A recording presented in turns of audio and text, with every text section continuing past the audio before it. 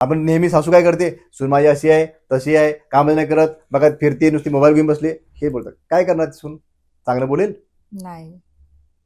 एक वाक्य बोला चांगलं काहीतरी. तिने सकाळी नाश्ता, सून माझी खूप चांगली हो, बोला तरी. मजा बघा.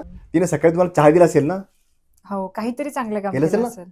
बोला. दुसरी बोलताना, आमची सुनबाई खूप चांगली आहे, सकाळी उठली मला चहा हातात देते. माझ्या घरात ना आमची आजी आहे, सासूबाईंची आई राहते आमच्यासोबत. त्यांना ऐकायला नाही येत, अजिबात ऐकायला येत नाही.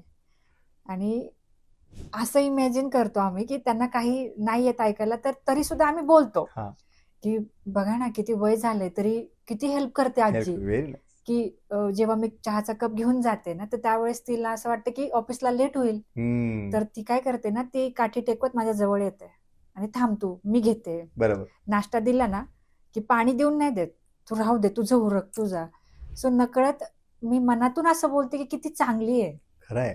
तिला कळतं की मला पुढे जायचंय आणि तिला ऐकायला नाही येत, तरी सुद्धा ती खूप चांगलं वागायला लागली आहे. Very nice. व्हायब्रेशन काम करतात मॅडम. मग ह्याला काय कारणीभूत आहे? ही तुमच्यातनं तुमचा जो बदल असतो ना, बघा, हा हा हा. तुम्ही जसं व्हायब्रेशन टाकता ना, हम्म. ती व्हायब्रेशन त्यांच्यामध्ये पोहोचतात, बर. प्रत्येकाला कळतात. अच्छा. बघा, परमेश्वर काय करतो, तुमच्या व्हायब्रेशनला बोलतो तसं. ओके. आणि म्हणतो आपल्यात परमेश्वर आहे. हम्म. जर मी म्हणतो की माझ्याकडे आल्यानंतर लोकांचं काम होतं, मी नाही आहे, तो माझ्यामध्ये आहे ना. तो मी म्हणतो तुझ्यामध्ये पण आहे, ह्याच्यामध्ये पण आहे, ह्याच्यामध्ये पण, सगळ्यांच्यामध्ये आहे. I am trying to reveal that की बघ तुझ्याकडे आहे तेव्हा. हम्म.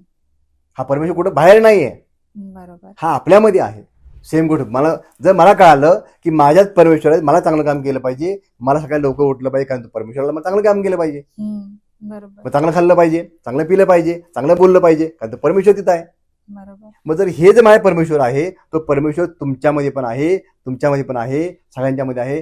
जस्ट मला काय करायचंय, फक्त त्या परमेश्वराला बघायचंय. संपूर्ण व्हिडिओ बघण्यासाठी द सारिका शो या यूट्यूब चॅनलला आत्ताच भेट द्या.